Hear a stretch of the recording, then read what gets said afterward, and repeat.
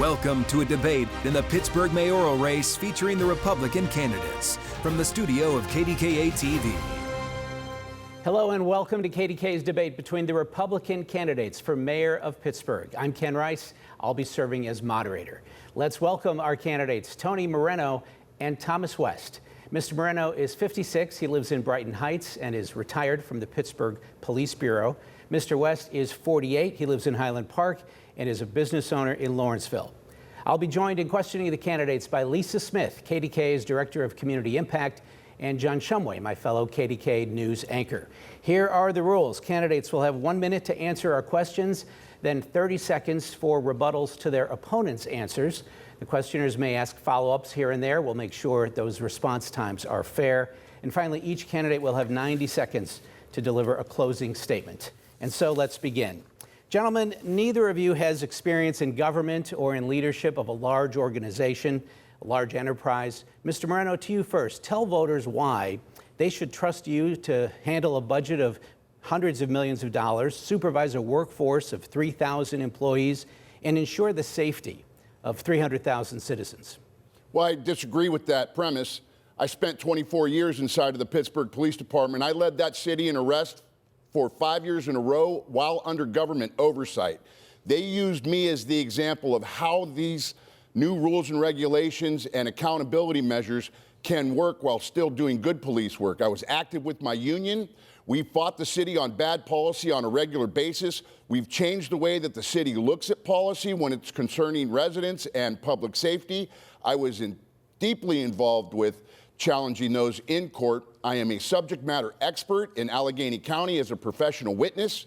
I have experience in dealing with all of those. I was a lead trainer in mental health. I taught de-escalation in the 40-hour course. I have been involved in all of city government all over the city, dealing with budgets, having to deal with that inside of the department.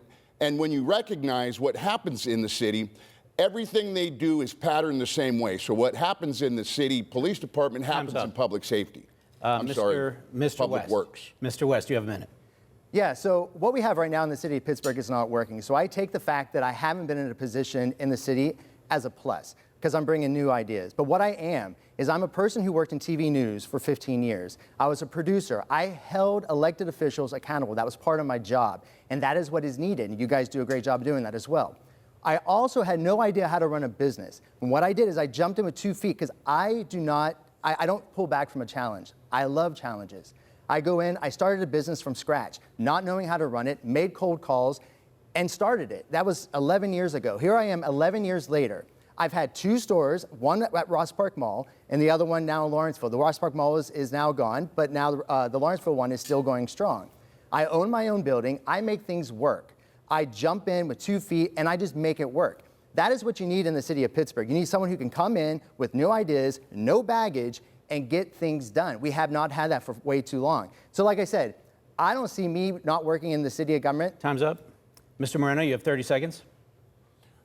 We can't start where we're at without having the ability to start immediately. I've gone through all of the actions that the city has put us in the position we're in now. They're easily reversed if you know exactly where those issues are in the budget and in policy.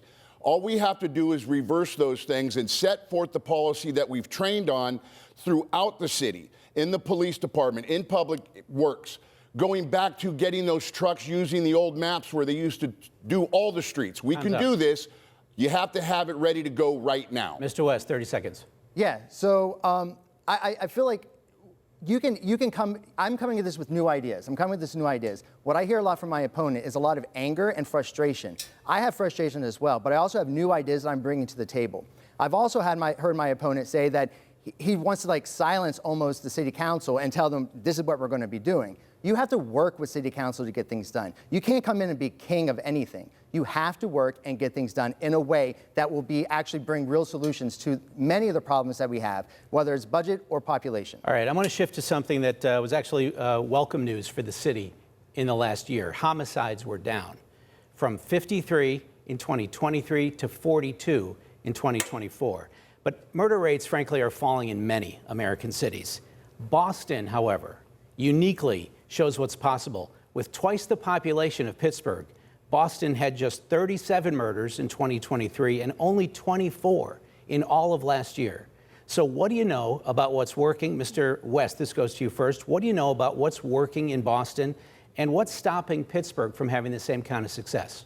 Well, I think for starters, okay, so murder is only half of it. Homicides are only half of the equation. There are a lot of other crimes that people deal with on a daily basis, whether it's car break-ins, home break-ins, burglaries, you name it. There's a lot of things happening in the city of Pittsburgh that doesn't get enough attention, but they're dealing with that every day. If you just go on social media, you'll see the videos that have been posted of people actually confronting people breaking into their cars as it's happening in the middle of the night, which is one of the areas that we have 24 police officers manning the whole city in the middle of the night.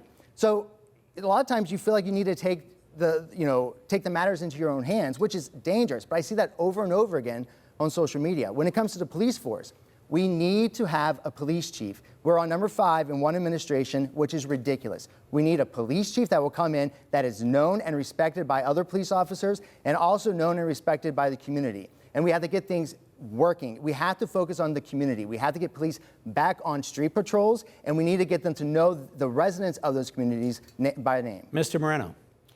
I'm the subject matter expert in this specific task because this is where I came from. I've dealt with the policies in the city of Pittsburgh and the fluctuations in the crime rate. When I came here in 1994, it was the highest it had ever been. We went after it. We devised a new way of approaching the crime on the streets, and that was to be more active and not just chasing people through yards. When we come in, we realize right now we are policing on policy. We're not policing on the law.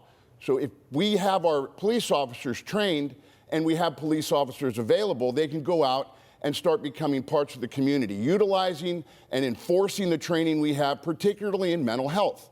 We devised the mental health co-response plan in 2012. We had the vehicles, we had uniforms, we had the volunteers, and we had the training because Pittsburgh was the state hub for mental health training for law enforcement. We had that plan and the city refused it. The city wants to say that they're progressive, but they're not. They leave us out to dry. Mr. West. Yeah, so mental health, definitely. The police officers in our neighborhoods deal with trauma. The people who are living in those neighborhoods, they deal with trauma almost on a daily basis. We need to focus on bettering the quality of life for police officers in our city. We need to give them better pay in our city. We need to sit there and listen to what they're telling us. They're telling us they're not respected. They're telling us they can't go to their children's events. They're telling us that they don't even have time to go to the gym because we're so understaffed. They're also telling us that they can't climb the ranks because they're so understaffed. We have to start beefing up our police presence in the department. And a final word on this, Mr. Moreno. Well, you have to know exactly what the police officer does and why they do it. I was that. I know what happens in public safety. I know what happens across the board inside of the city and how we're treated as employees. Right now, the city of Pittsburgh stopped paying police widows health care. 30 days after the member dies, their health care gets cut off. You have to be currently and intimately involved in these things to be able to attack them immediately. That's something that the mayor can shut off right now, and I intend to do that. All right, moving on. We have our next question coming from Lisa Smith. Yes, so gentlemen, we're going to focus on now the topic of safety. So U.S. News and World Report ranks Pittsburgh 23rd for quality of life and 36th as the best place to live. But perception is reality. The perception of downtown is dangerous and crime is high. Is it? Or if so, how would you plan to make it safer?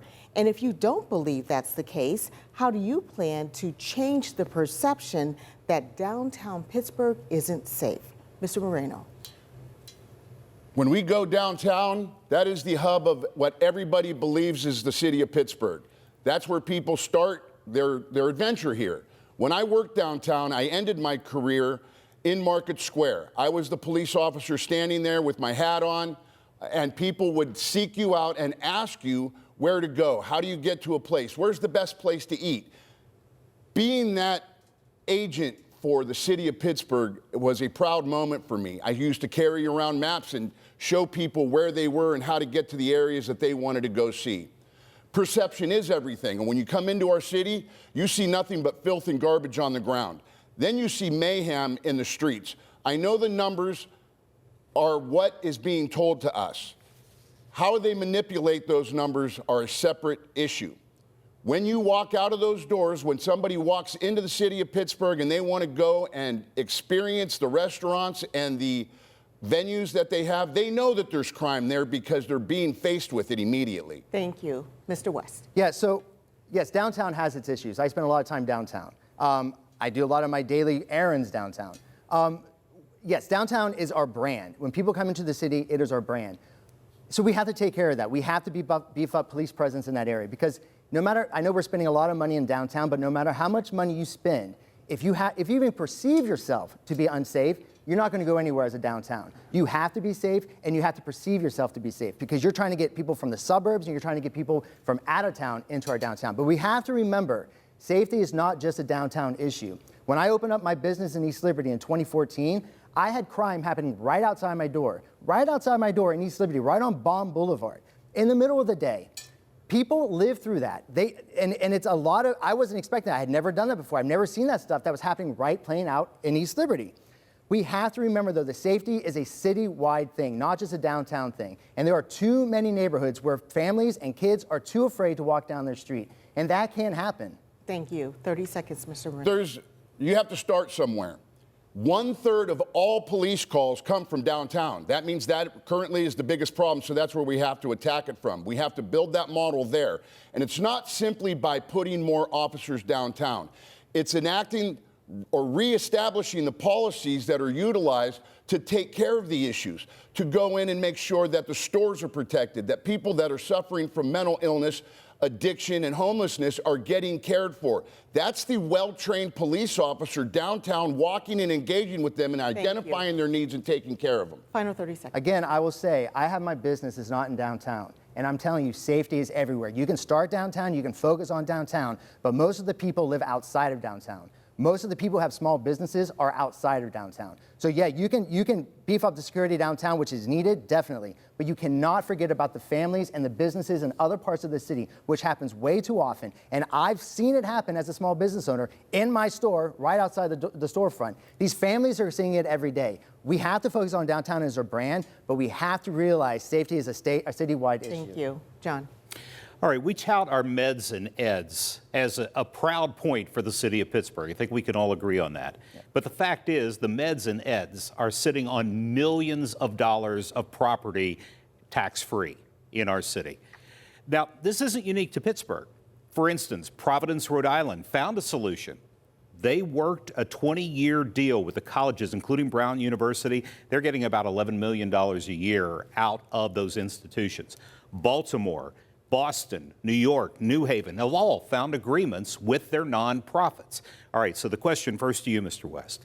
Have you studied those agreements in those other towns and those other cities? Are there lessons to be learned there that can be applied here in Pittsburgh to bring UPMC, Highmark, Pitt, CMU, Duquesne to the table and get some revenue for the city? Yeah, so again, I bring in all ideas. That's one thing I love. I don't think we're going to find any solutions until we have a streamline of new ideas that are coming in. I have not looked at some of those suggestions you were talking about, the cases. But what I will say is every time, I think it was announced that we just brought in $614,000 from nonprofits in the last budget. That's not doing anything. We have to not go at these nonprofits. We have to recognize that they have tens of thousands of jobs in the city. They actually help our economy exist in the city of Pittsburgh. But we have to not go at them. We have to come to them. And we have to know that we're on the same playing field. They are legendary nonprofits, universities and health systems.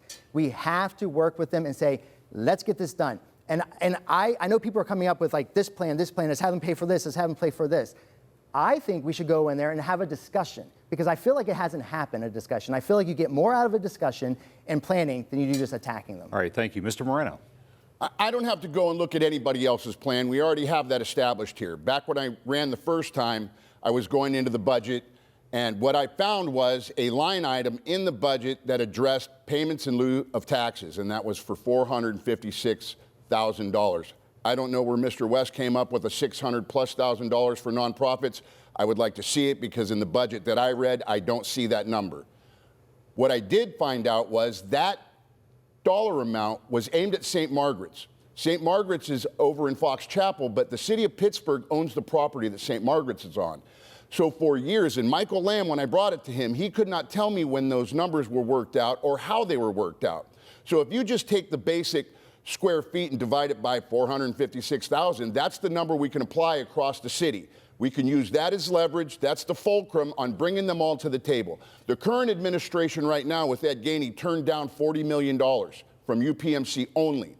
That amount of money could have funded the entire city workforce for their health care. Thank you. 30 seconds. Yeah, I got the information from the controller and just the information that was just released in the video a couple of days ago. So I just like to, maybe it's a news junkie in me, but I love being on top of all the new information. So I looked at the details and I figured out what they were saying and how much money, how much revenues are down in the city of Pittsburgh.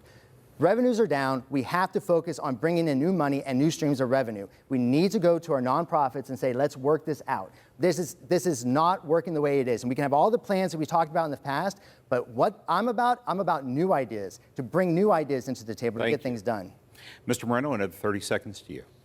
Well, this is a new idea of collecting money from nonprofits instead of taking it and putting it in the general fund and having it disappear. We could take that money and apply it to our city workers first in having them provide health care. We're self-insured, but we also pay them for a certain amount of health care products. We can give that to them. They could provide it. We could also utilize them to build training facilities with the monies that they give us to improve our housing stock in our neighborhoods. That's making them involved instead of just stealing their money, and they're going to want to come to the table and negotiate at that point rather than spend all of the money that actually could be applied to them. Ken. All right, I've got the next question for you, gentlemen. Mr. Moreno, to you first. Pittsburgh has not had a Republican serve as mayor since 1933. No Republicans on city council since 1939. So it's a two-part question. First, how on earth do you win in such a Democratic stronghold? And secondly, if you do win, how could you work with a whole bunch of people who would perhaps view your victory as an aberration? Well, for the last 30 years I've lived here and the 24 that I worked inside of the police department, I worked with everybody. If you take the politics out of it and you just get down to taking care of the business of taking care of the city, it becomes simple because everybody has that in mind. That's where everybody wants to go. It's to the place where we can solve the problems our residents are experiencing. We can keep them safe. We can get housing in the areas they afford. We can provide them with the entertainment. We could provide them with clean and safe parks. If we all come together and just talk about those things, the politics go out the door. How do I win that? It's in the message. The message is across the board. 4 years ago, we were talking about the same exact things we're talking about right now. I can run my commercials because they are without labels. The problems we're having in the city are the problems that we had in the past that weren't addressed. I just want to fix the things that are broken. I want to make sure that our residents feel safe. And that's my intention on bringing everybody together, is bringing it through a city perspective. Mr. West, a minute. Yeah, I'd like to take some extra time too because he talks over his remark. So, yes, Republicans haven't existed pretty much in the city in government for way too long, which is part of the reason why we're in the situation we're in right now. I feel like it's done that because we haven't had a choice. Voters have just gotten used to not having a choice. Over the years, we've had Republicans, they haven't won. But then we got to a point where we don't even have Republicans or any other party running. And you can't have a city where just one party is in control because you have no accountability. And you have no accountability because you don't have to have it. They can do whatever they want because they know they're going to get elected the next cycle. I think right now we're at a point in time where people are just fed up. They're like, after we get past the primary and you open this up to every single voter out there, they've been telling me as I knock on their doors in neighborhood after neighborhood, the issues that they're facing, and they're finally excited that they have a person who is not a Democrat, who thinks about things differently. They're excited that they now have a choice. There is an excitement building that they want to get out there and they want to vote. So May 20th is the Republican and Democrat primary.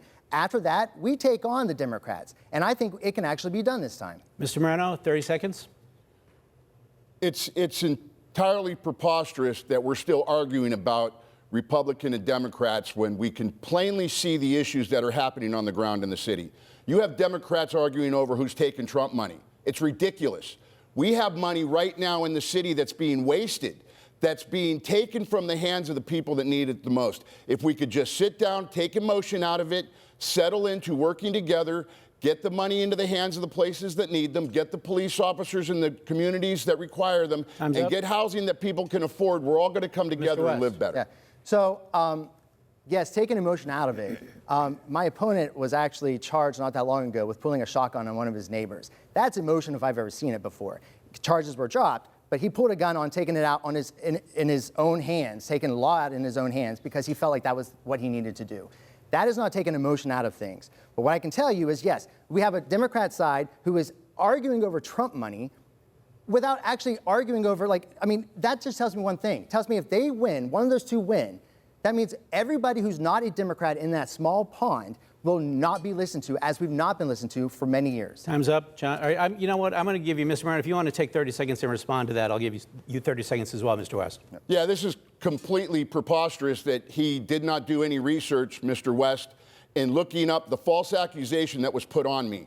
I am currently pursuing a lawsuit because right now, one of the biggest problems in our city is accountability and transparency. Every claim that was made against me because I was saving dogs, and I called the police because dogs were being killed inside of a house. They came, a false claim was made against me that was never proven about pulling a gun, which I did not do, and it's been laid out in court. I do not have to protect my name because I've been exonerated of that. All right, thank and you, there is no true claim to that. Mr. West. I cannot receive the videos that are connected to that because of lack of transparency. Mr. West, go So there ahead. have been reports out there that he did, and there was actually, Channel 11 did a story where the officer on the phone says that he actually heard him charging or threatening to blowing out his tires. The other thing that he won't tell you about, too, is that in 2022, he was removed from the ballot because it was found out that he violated the simplest election laws just 3 years ago. He was removed from the ballot when he tried to run for state rep. You have to have somebody in here who will follow the simplest rules. You can't have somebody who is emotional all the time. You can't have somebody who's like, well, we'll push that rule aside because it suits me now. That is not the way you get things done in the city of Pittsburgh. All right, we're going to move on. Next question, John Shumway. I think this has kind of been addressed, but I want to get into the details. We have had a dwindling police department since 2019. It was at 900 officers. It has been going down ever since then. And the fact is, last year alone, over 100 officers either retired or resigned, whatever the case may be. We're down to about 650 right now, depending on the day. And once you get people sick or out on leave or whatever, you don't even have that many officers to patrol the streets. So here is the question, Mr. West, first to you. How many officers will you commit to having on the streets of Pittsburgh? How soon will you have them there? And how will you restore an image of strength and comfort to the neighborhoods of Pittsburgh? So, yes, so I'm thinking about 1,000 officers is what we need. And hopefully we can go over that, but 1,000 officers is what we need. We need to get a police chief in there, and we need to start recruiting people, police officers, whether it's former military or former officers who have left the city and gone elsewhere. We need to do that, and I want to start doing that. That's a top priority. Public safety is a top priority in the city of Pittsburgh and for every city in America. If you don't have it, you don't have a city. When you look at the neighborhoods, there's a lot of mistrust in neighborhoods, and it goes back years on why that mistrust is there. And I understand that. There's deep roots in that. But you need to start bringing police officers back to the streets. You need to have them doing patrols on streets, talking to people, community events.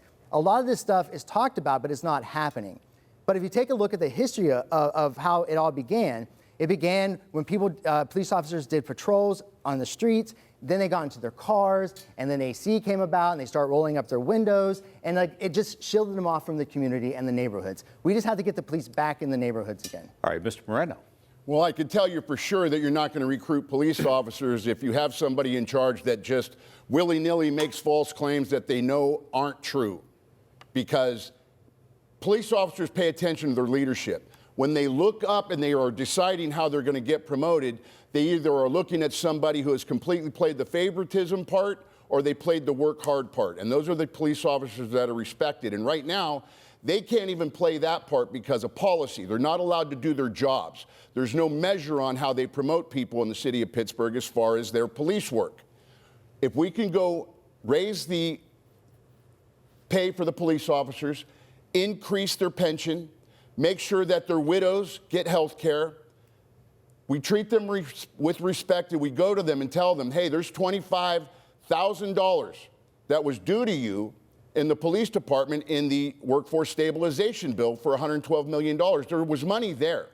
It can be done if we target the right places. If we go back to the universities and we go back to the military recruiting, we can bring those officers back into the city. Thank you.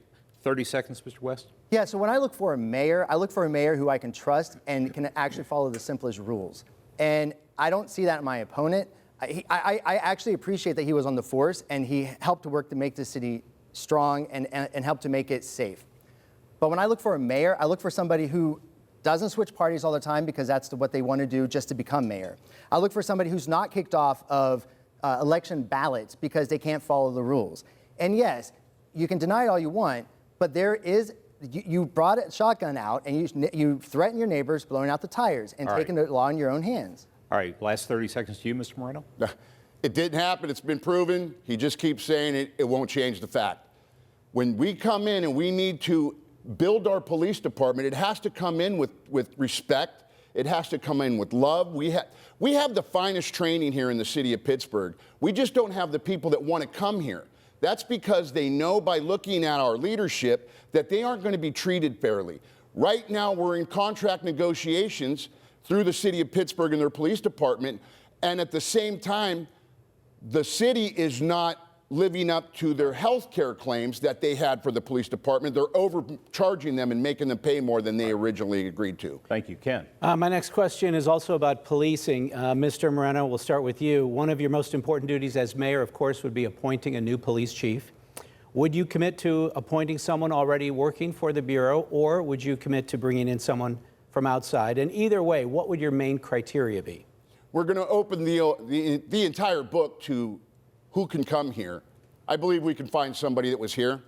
My criteria is going to be, look at whoever is trying to be the chief of police, look at their resume before the first time they got promoted, because that's going to tell you what that officer really believes in, their work ethic, what they did before they were able to get promoted into a leadership position or a specialty position, because right now there is no matrix that sends you there other than a 4-year period. So when we could go back and look at somebody who was dedicated to the police department by doing the work before any kind of nepotism or favoritism comes in, and they have proved themselves to be able to go into our communities, serve our residents, bring safety, enforce the law, and not utilize policy to keep the police officer away from the community, we're going to begin to grow. We're going to be able to show that they're going to grow and show that they can do that job at a higher level. That's where you begin to look for a chief of police. Mr. West, please. Yeah, so the chief of police is actually, when, I'll just talk like I take office, we have to get onto the police chief. We have to get somebody in there because we have the NFL draft coming up just a couple months after that. So we need somebody who knows the city. We need somebody who actually knows the communities involved. But I want somebody who's dedicated. I want somebody who, yes, they think of new ideas on how to keep our city safe, not focus on what has been, but focus on how we can change things up, be more community-minded, community-oriented. And I want to see results, whether you've worked in another department or whether you've come up the ranks in the Pittsburgh department. I want to see results. Explain to me your dedication. Explain to me what you see, how you can take the city, the Pittsburgh Police Department in maybe not a new direction, but new ideas. There's so many new ideas out there that when I've talked to other police officers, there are many things that we can do and many qualities in a police chief that sets the stage for how we want to start policing in the future. What I would say is I need dedication, I need results, and I need somebody who's community-oriented. Mr. Moreno, 30 seconds. You know, it just occurred to me that Mr. West wouldn't be here if it wasn't for me. There was no Republican Party in the city of Pittsburgh when I first started running. I went to their first meeting, there was 12 committee members, 12. I thought it was an anomaly, so I came back to the next one, and it was the same 12. There was no Republican Party in the city of Pittsburgh.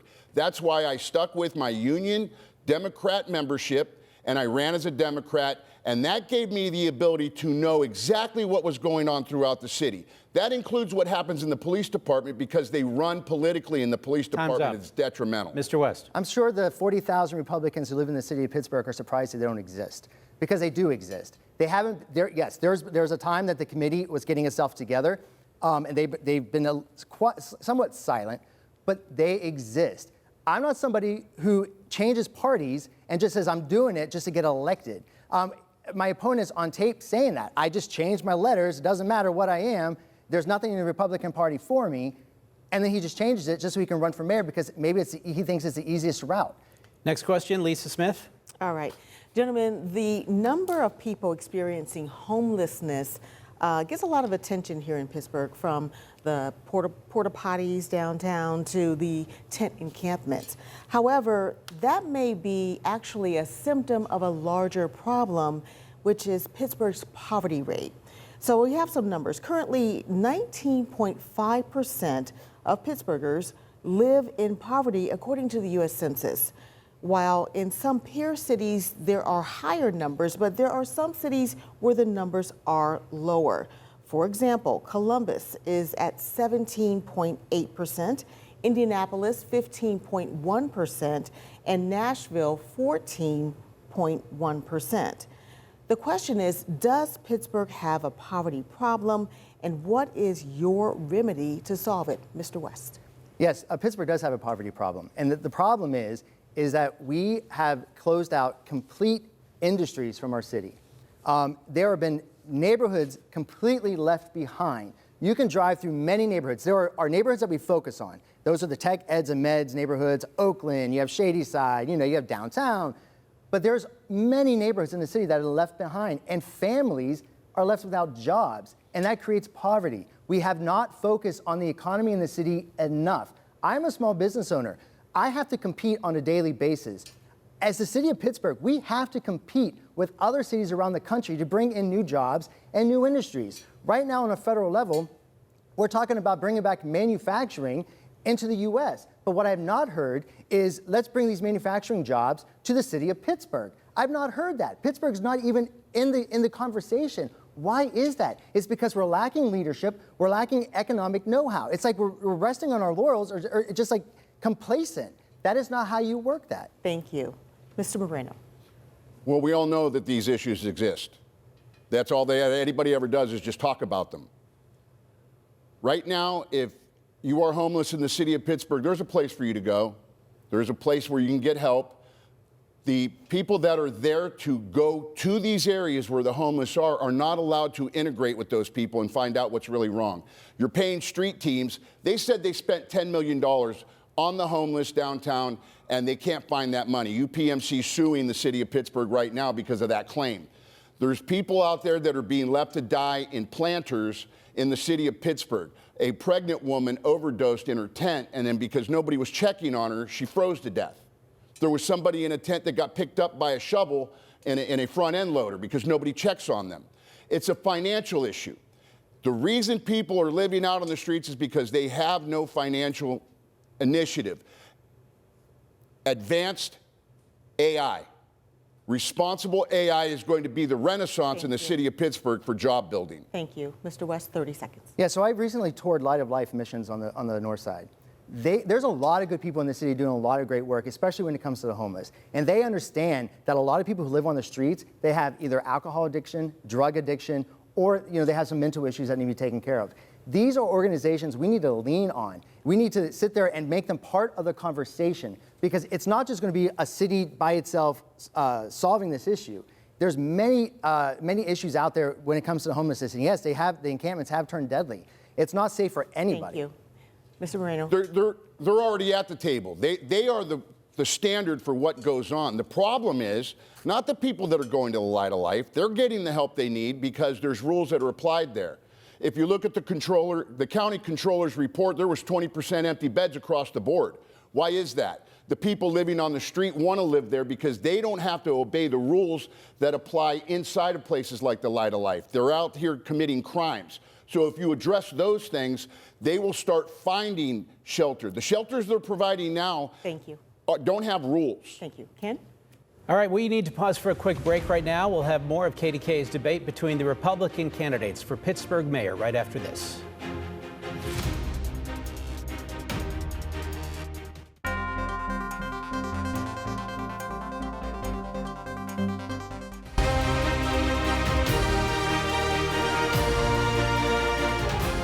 And welcome back to KDKA's debate in the race for Pittsburgh mayor, featuring the Republican candidates Tony Moreno and Thomas West. Our next question is from Lisa Smith. All right. Mr. Moreno, there are people living in Pittsburgh today who feel like reaching the American dream of home ownership is unattainable. They either don't make enough money, they can't save enough money, the rising costs are too high, and they can't pay the interest rates. So what could you do, if elected mayor, to make home ownership attainable in Pittsburgh? I believe it's two-part. First, it all comes down to finances. We have to make sure that people that are coming to the city of Pittsburgh can get jobs to afford houses in the city of Pittsburgh. That's a whole different subject. Concerning the housing stock right now, the URA is choking the growth of city of Pittsburgh. We've had $100 million come through the URA, and we don't have a housing stock that reflects that. We're not building homes for the people that need them in the city of Pittsburgh. They are keeping those things high on purpose. If they don't sell those properties, they know that somebody's going to come in and buy them in a bundle, as far as our developers. They keep those, and once they come in and they start offering prime rates for them, they could sell them all off. So if we come in and just take control of that as a city and we change trajectory in how we look at it, we could start building current stock now, and that's rehabbing houses before we decide to tear them down. If we can't do that, get rid of those properties and offer them for sale and start building a home stock that we can afford. West. What I want to do is I want to treat the economy like an emergency. It's an emergency in the city of Pittsburgh, our economy, and the fact that our population keeps dropping. So when you have an emergency, you hit it with all you have. And I feel like there are many reasons why home ownership is out of reach for a lot of first-time homeowners. One of it is we have a 5% transfer deed tax, like realty transfer tax. That's one of the highest in the nation. One of the problems that people can't afford their homes is the upfront costs. We need to lower that. We need to lower the 5% slowly and gradually to be competitive against the areas around us, possibly down to 3%. We also need to make sure that we go into neighborhoods and we make it easier for people to build a first-time home, for people to go ahead and build, for developers to come in and build homes with community input, of course. But we need to make sure that we treat it like an emergency. And yes, the URA and the land bank, that's a mess. That's a complete mess. We need to get the 25,000 properties that the city owns right now back onto the tax rolls. That means let's hit it with all we have. It is an emergency in this city. Thank you. Mr. Moreno, 30 seconds. Tom West just told the entire city that the plan that we're using to help people buy houses is a bad plan. He's going to defund it without an answer to correct it. That 5% transfer tax goes right into the Pittsburgh One Act, where they take those monies to help people buy houses with their down payment and their hand money and the things that go into that. What we need to do is start making sure that we have houses that people can afford. The working poor aren't represented here. We need to make sure that we get homes in the hands of people that can afford them. Mr. West. The 5% realty transfer tax is a big issue. Yes, so we're picking who can own a home and make it easier for them and who can't afford the home with the upfront costs. After you own a home or you get a home, you have to upkeep that home. So if you can't afford a home right now because we don't have the economics in each neighborhood for jobs, you're not going to afford a home if we make it easier for you by taking from some taxpayers and give to another. That's not how you do it. You do it by growing the tax base, by expanding development across the city, and bringing in new families. Thank you. John. You know, folks who live in Pittsburgh's neighborhoods often feel like they play second fiddle to downtown, second fiddle to the big money commercial developments, second fiddle to the NFL draft is the current example that I would give you. Neighborhoods have critical issues. They have sanitation issues, dealing with blight, getting dilapidated homes torn down, good streets, and feeling like the city is responsive. So, beginning with Mr. West, what would you do? What would be your priority for city neighborhoods to improve the quality of life for the people who live here? Well, first of all, we need to listen to these neighborhoods. These neighborhoods have been left out of the conversation for far too long. They are the forgotten neighborhoods of the city of Pittsburgh. When I went door to door in Carrick, one of the many neighborhoods I went door to door in, I talked to voters in their living rooms. They've told me that they've been ignored for sometimes 20 years on flooding in their street that can be fixed, but the city doesn't come out and do it. And there's a big legal battle over it, and then nobody wants to do it, nobody wants to touch it.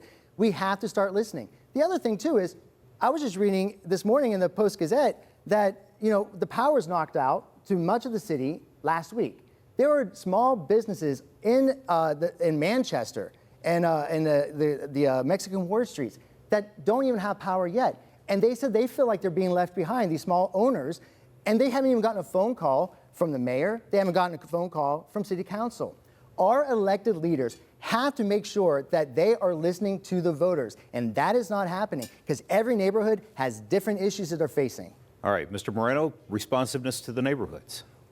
When you go to the neighborhood block watch meetings or the community meetings and you sit amongst them, they tell you exactly what they need and the problems they're having. There is no guesswork. You don't have to go around and look at it. They are going to tell you exactly what they want. Over in the West End and Westwood, they want a community center. They need a community center. They're crying for a community center, and nobody's telling them that they're going to give them a community center. Over in the hilltop neighborhoods, they have taken away their division for all their salt trucks and their public works. It's been empty for almost 12 years, and they just started building it, and they stopped just now because there's a contract dispute. We don't pay attention to our neighborhoods, and that's proven through our budgets and how we treat them. Northview Heights on the north side, they still have a sign up from 8 years ago saying that they are going to put a spray park there. Northview Heights didn't ask for a spray park.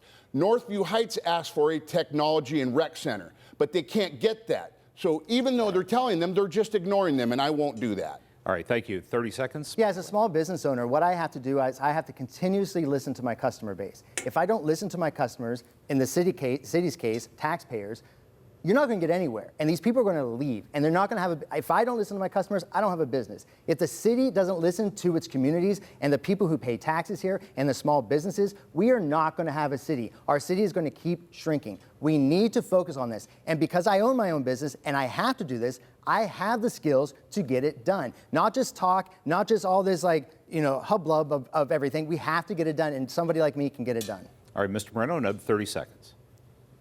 Well, my hubbub of everything is taking care of the problem. Nobody's going in and taking care of the problem. Everybody knows what it is. The money's there. The will's not there. There is no strength in yes. And that's what our current politicians know. That if they say yes to the things that you need, there aren't going to be any more problems to address. I don't have any interest in this race other than serving my community. I've succeeded in my career. I retired after 24 years. My wife and I are settled into our lives very well. I've raised my children. All I want to do is serve the city of Pittsburgh and take care of its residents. Thank you, Ken. All right, time now for another quick break. We'll be right back.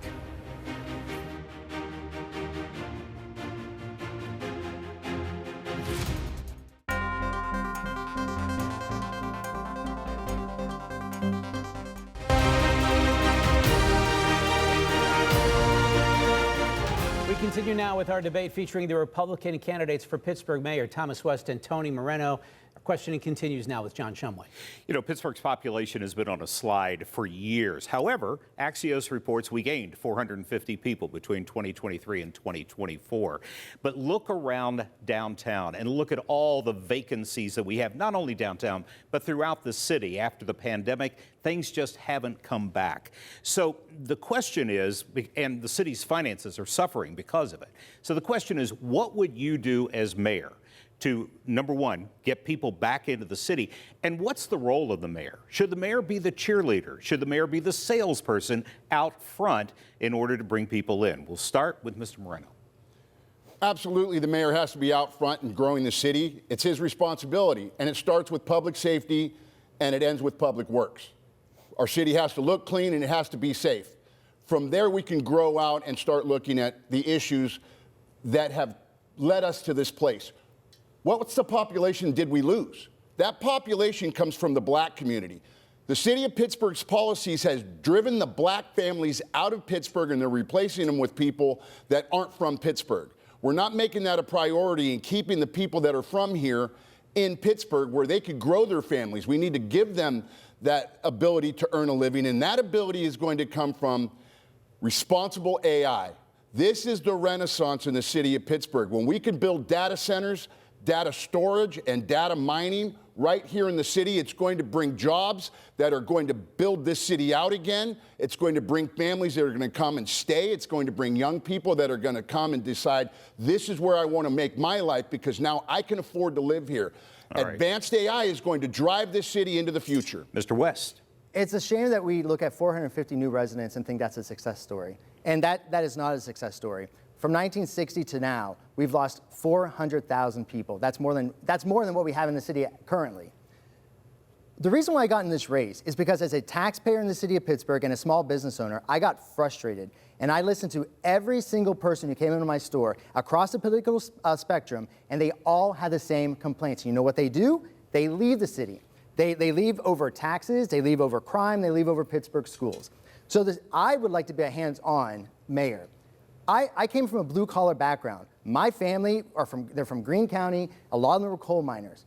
I understand you have to have blue-collar jobs in your city. AI is definitely a future, but we can't leave these blue-collar workers behind, and that's what's been happening for far too long. And what do? They go south. They go to Charlotte, they go to Atlanta, they go to Miami, they escape Pittsburgh. It is time to be focused on the economy. All right, thank you, Mr. West. 30 seconds, Mr. Moreno. Because of the city of Pittsburgh's infrastructure right now, we're already set for these areas of technology building and manufacturing.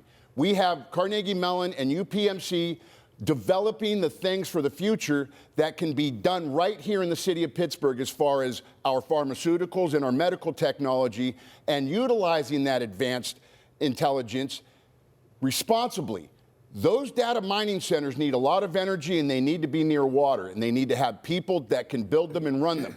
We have all of those things. We are particularly set up in the city of Pittsburgh and this part of Pennsylvania to start doing that right now. There's billions of dollars just waiting to be put into action, and we need to take advantage of that first by freeing up our permitting process and our licensing process and make it a point to build these things here now, because that's what's going to bring the manufacturing back to the city of Pittsburgh and open up those lanes for growth. Thank you, Mr. West. Yeah, so AI is just one sector. Yes, they have a lot of growth around that, but this is why a lot of people are leaving the city of Pittsburgh, because we focus on one thing and we don't, you have to focus on many things at once. You can't just focus on one industry. We did that with steel and look where it got us. I mean, we have a great city, but the steel is gone. We have to look at many things at the same time. There have been tens and tens of thousands of people in this city who have lost their jobs, can't get jobs because they don't do tech eds and meds. They don't have interest in tech eds and meds. And we can't forget about those people. And that is what has been happening since 1960.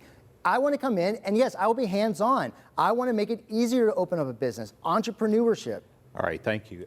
Ken? Mr. West, let me ask you to get specific on immigration. Pittsburgh's population is older than most regions and less diverse than many. So what do you make of the current percentage of foreign-born citizens in Pittsburgh? What do you make of that number? What would you do about it? Well, remember, when we were our strongest city at our highest population point, we had industries that brought people in from all over the world. They sought out Pittsburgh to come work in our factories, to come work in our steel mills. Right now, we do a lot of tech eds and meds, which brings immigration into our city. But we can't just focus on immigration from other countries. We have to focus on migration from other cities across America. And I think what we do is we open this up. We say, we are here, we're open for business. I can't remember the last time I heard anybody in Pittsburgh say we're open for business and actually mean it.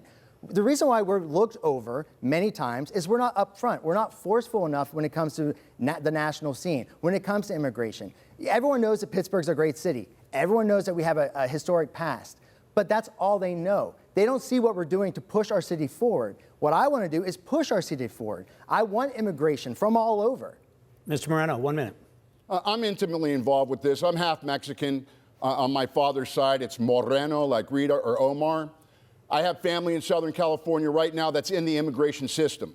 There's a legal way of going about it. And what you don't do is take a group of people that don't speak the language and drop them in a community and leave them to fend for themselves. Our schools are reflecting a problem in unprepared for immigration because their students, we don't know how they eat. We can't speak their language. We don't know how they live their lives, how they conduct themselves, so they are put off in a corner. That's across our entire region. So we have to make sure that the immigration that's coming here is responsible and we're taking care of the needs of the people that are here. And if they're not here legally, we need to get them help from people like Joe Patrick Murphy, who's an attorney in immigration, where they can get the help they need to become Pittsburgh residents.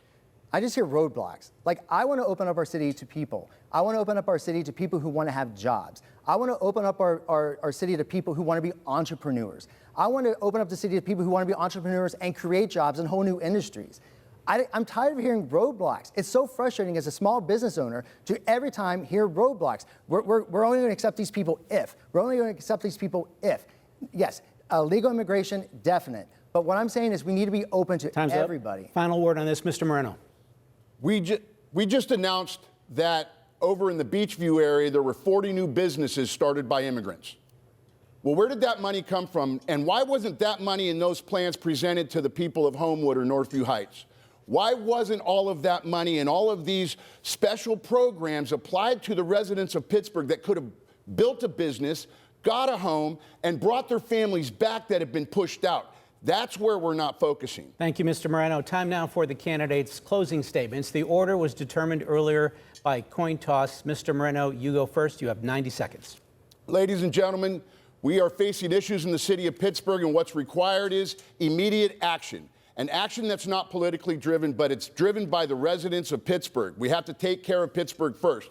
That starts with public safety. I'm the subject matter expert there. I'm the only one who can take care of that right now. As soon as I step in, you will see a drastic change in public safety. Then we talk about housing. How do we get housing here? We have to stop with the nonsense about AMIs and inclusionary zoning, take the $100 million that have been available and apply it in our neighborhoods to our neighborhoods. And accountability and transparency. Darkale Bonner, black mother of 4, comes to the north side to see her sister with her children, goes up to Jack Stack Pool. July 13th, 2023. Her children are in an argument.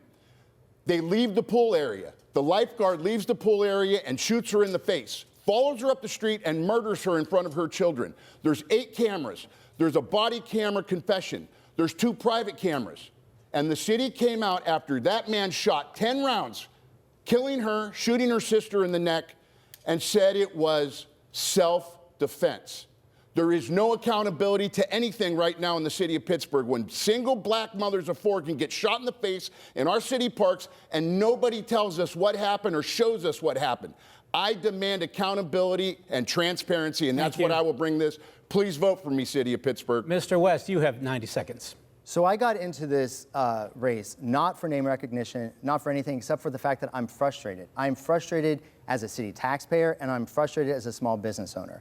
I'm frustrated that we don't have the public safety that the families and businesses deserve in this city, and there are many reasons for that. We all know the reasons. We need to focus on public safety. If you do not have public safety, you do not have a city because people won't want to invest here and they won't want to live here. We're seeing it in real time. Also, infrastructure, we have to go back to our core basics when it comes to the budget.